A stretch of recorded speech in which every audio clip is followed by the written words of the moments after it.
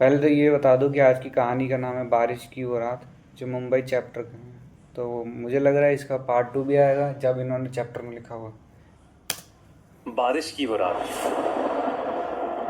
कहते हैं बारिश का मौसम बड़ा ही सुहाना होता है। हर तरफ हम्म। हरियाली और गीली मिट्टी की वो दिल को खुश कर देने वाली एक खुशबू। हर चीज की खूबसूरती मानो दोगुनी हो जाती है। आप कहीं भी जाओ, लगता है जैसे बारिश आपका पीछा ही कर रही हो। पर अगर आपका पीछा बारिश के अलावा कोई और भी कर रहा हो तो। ये कहानी 24 साल के वरुण की है। वरुण दिल्ली से मुंबई अपनी जॉब के सिलसिले में आया था। हालांकि उसे मुंबई की फास्ट लाइफ कुछ खास पसंद नहीं थी, पर वो अपने काम के लिए बहुत पैशनेट था। अपने करियर को एक नई सीढ़ी पर ले जाने के लिए वो कुछ समय के लिए मुंबई आया था। वरुण अक्सर अपने ऑफिस से लेट निकलता था, कभी कभी तो इतना लेट कि वो ऑफिस से निकलने वाला आखिरी इंसान होता था। ऐसी ही एक रात वरुण को ऑफिस में बैठे बैठे रात के 11 बज गए थे। वो अपना सामान पैक करके बिल्डिंग से बाहर निकला तो उसने देखा कि बहुत ही घमासान बारिश हो रही है। अब ना ही वरुण को कोई ऑटो रिक्शा मिल रहा था और ना ही कोई कैब। वो बस एक कोने में खड़ा बारिश से बचने की कोशिश कर रहा था। तभी अचानक से वरुण के सर पर बूंदें पड़ना बंद हो गईं। उसने सर उठाकर देखा तो उसके सर पर एक छाता था और वो छाता लिए हम्म। उसके साथ ही एक आदमी खड़ा हुआ था। वरुण ने मुस्कुराकर उस आदमी को थैंक यू कहा, पर उस आदमी ने कुछ जवाब नहीं दिया। वो बस चुपचाप खड़ा रहा। वरुण ने फिर से उस आदमी से बात करने की कोशिश की। वरुण ने कहा, आपका बहुत बहुत शुक्रिया, आपके जैसे लोग बहुत ही कम मिलते हैं। इस पर उस आदमी ने कुछ सेकंड्स बाद अपनी चुप्पी तोड़ी और कहा, मेरा क्या है, मैं तो एक फकीर हूं। कल किसी और को मिला था, आज तुम्हें मिला हूं और कल किसी और को मिलूंगा। वरुण को उस आदमी की बात थोड़ी अजीब लगी। उसे लगा कि शायद वो आदमी नशे में है। वरुण तुरंत उसके छाते से निकलकर रोड पर चलने लगा, इस उम्मीद में कि शायद आगे उसे ऑटो मिल जाएगा। पर बारिश थी कि रुकने का नाम ही नहीं ले रही थी।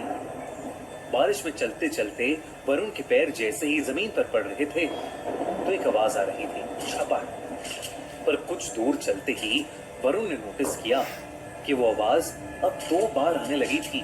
मतलब उसके कदमों की आवाज के अलावा एक और कदमों की आवाज, मानो कोई उसके पीछे पीछे ही चल रहा हो।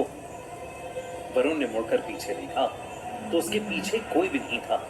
वरुण के लिए ये पूरा शहर ही नया था। उसे रास्तों का इतना अंदाजा नहीं था, पर क्योंकि उसका घर ऑफिस के पास ही था तो वो जैसे तैसे पैदल ही अपने घर पहुंच गया। उस रात वरुण का रूममेट भी फ्लैट पर नहीं था। कुछ दिनों के लिए वो अपने घर गया था। वरुण अक्सर ऑफिस से आकर ही सो जाता था, पर आज का दिन कुछ अलग था।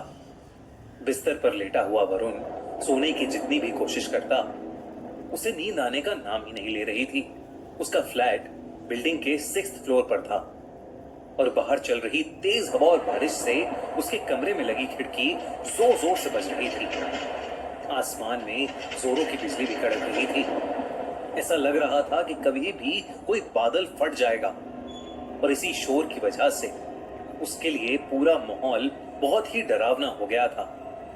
वरुण की सोने की नाकाम कोशिशों के बाद वो किचन से पानी लेने के लिए उठा, पर जैसे ही वरुण ने अपने पैर कमरे के फर्श पर रखे वो चौंक गया, क्योंकि वरुण के कमरे का फर्श गीला था। पानी आ रहा उसने है हर उठकर जगह। ध्यान से देखा तो उसे पता चला कि कमरे की खिड़की थोड़ी खुली होने की वजह से पानी कमरे के अंदर आ गया था। वरुण तेजी से उस खिड़की को बंद करने गया और जैसे ही उसने खिड़की बंद की, खिड़की के कांच पर उसे एक हाथ दिखाई दिया। उस हाथ को देखकर वरुण की चीख निकल गई। 6th कहानी फ्लोर तो की बहुत अच्छी खिड़की बना पर दी, ये तो मानना किसी का पड़ेगा। हाथ कैसे आ सकता था। वरुण डर के मारे अपने बिस्तर पर वापस चढ़ गया और उसकी आंखों के सामने वो हाथ वहां से गायब हो गया। वरुण को अब कुछ समझ नहीं आ रहा था। इससे पहले कि वो कुछ कर पाता, अचानक से फ्लैट की लाइट ही चली गई। वरुण ने अपने मुंबई के एक दोस्त को कॉल लगाने के लिए अपना फोन उठाया तो उसने देखा कि फोन को चार्जिंग पर लगाने के बावजूद उसका पूरा फोन डिस्चार्ज था, उसमें बैटरी ही नहीं थी। ये देखकर वरुण की हालत अब और खराब होने लगी थी। तभी उसे किचन से एक जोर से कांच टूटने की आवाज आई। वरुण उठकर किचन में गया तो किचन के फर्श पर एक कांच की टूटी हुई बोतल पड़ी हुई थी। नजर घुमाकर देखने पर वरुण को किचन में एक काली बिल्ली दिखी। वरुण को लगा कि शायद वो बोतल उसी बिल्ली की वजह से टूटी थी। वरुण की जान में जान आई। उसने खुद को समझाया कि इतनी तेज बारिश की रात में अकेले होने की वजह से वरुण को अजीब चीजें दिखाई दे रही हैं। उसने खुद को संभाला और किचन का कांच साफ करके अपने कमरे में वापस जाने लगा, पर वो नहीं जानता था कि उसके साथ अब क्या होने वाला था। जैसे ही वरुण अपने कमरे में वापस पहुंचा, उसकी रूह उसके शरीर से बाहर आ गई। उसके कमरे के कोने में वही आदमी खड़ा था जो उसे ऑफिस के नीचे छाते के साथ मिला था।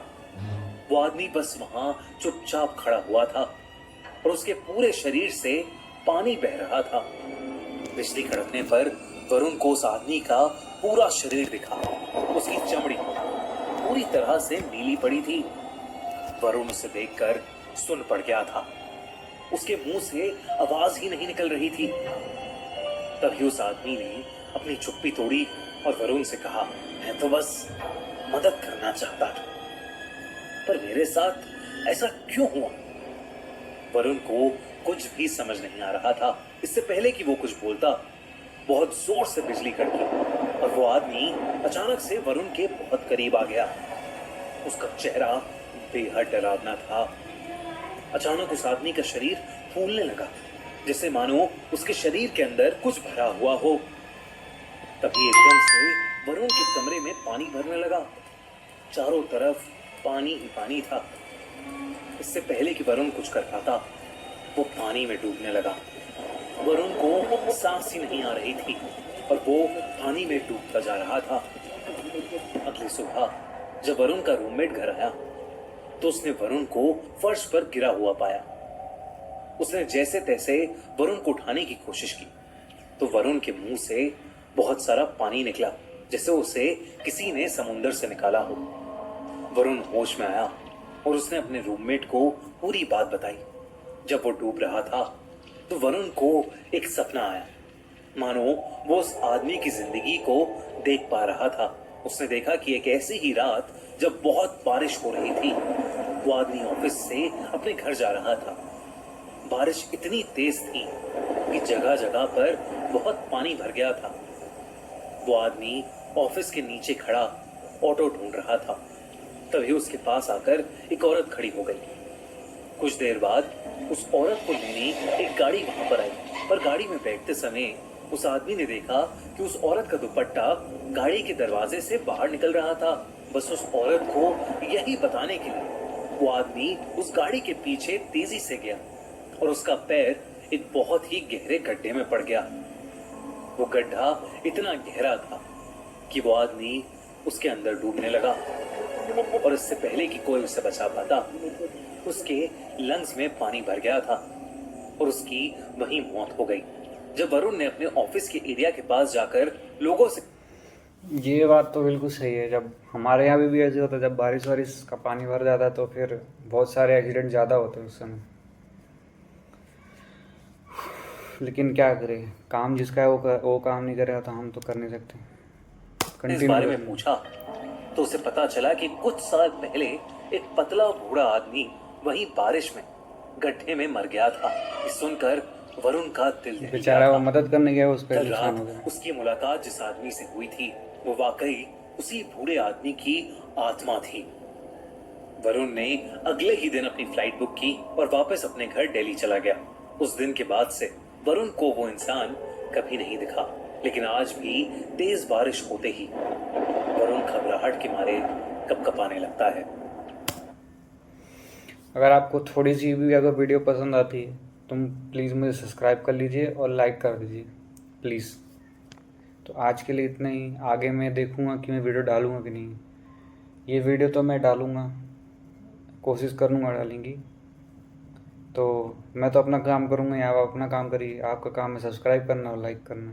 तो please do subscribe and like. Bye.